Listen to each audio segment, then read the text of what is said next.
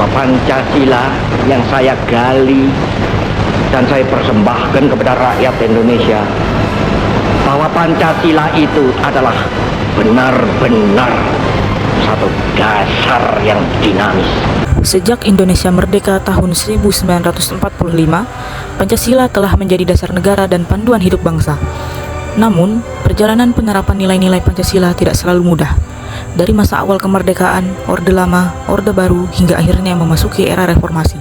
Dalam video ini, kita akan melihat bagaimana Pancasila terus berkembang dengan fokus pada masa reformasi hingga saat ini, ketika semangat Pancasila kembali dibangkitkan untuk menjawab tantangan zaman modern.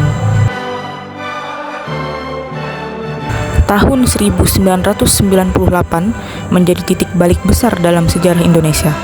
Krisis ekonomi yang parah, korupsi yang merajalela, serta ketidakadilan sosial memicu gerakan reformasi yang menuntut turunnya Presiden Soeharto setelah berkuasa selama 32 tahun. Setelah Orde Baru berakhir, dimulailah era reformasi dengan semangat baru, yakni dengan tujuan untuk membangun pemerintahan yang demokratis dan transparan, menegakkan hak asasi manusia, memberantas korupsi, kolusi, dan nepotisme, serta memperkuat peran masyarakat sipil dan kebebasan berpendapat.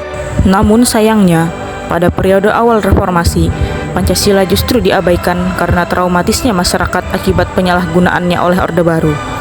Dalam dunia pendidikan, terjadi perubahan besar lewat Undang-Undang Nomor 20 Tahun 2003 tentang Sistem Pendidikan Nasional, di mana mata pelajaran Pancasila dihapus sebagai pelajaran wajib di sekolah. Hal ini muncul karena munculnya pandangan bahwa Pancasila merupakan doktrin oleh Orde Baru, sehingga dianggap perlu dihilangkan dari sistem pendidikan. Akibatnya, kegiatan yang berhubungan dengan penanaman nilai-nilai Pancasila juga ikut berkurang, baik di sekolah maupun masyarakat. Namun, kesadaran akan pentingnya Pancasila tidak sepenuhnya hilang. Pemerintah dan masyarakat kemudian menyadari bahwa tanpa dasar ideologis yang kuat, bangsa mudah kehilangan arah. Kesadaran itu semakin menguat setelah terbitnya Undang-Undang Nomor 12 Tahun 2012 tentang pendidikan tinggi. Melalui undang-undang ini, mata kuliah pendidikan Pancasila dan kewarganegaraan kembali diwajibkan di perguruan tinggi. Pada tingkat nasional, pemerintah juga mengambil langkah nyata dengan membentuk Unit Kerja Presiden Pembinaan Ideologi Pancasila atau UKP-PIP pada tahun 2017, yang kemudian pada 2018 berubah menjadi Badan Pembinaan Ideologi Pancasila atau BPIP. Selain itu, melalui keputusan Presiden nomor 24 tahun 2016, tanggal 1 Juni resmi ditetapkan sebagai Hari Lahir Pancasila. Dengan demikian, pada masa pemerintahan Presiden Joko Widodo, Pancasila dikembalikan pada semangat aslinya, yakni semangat Pancasila 1 Juni 1945.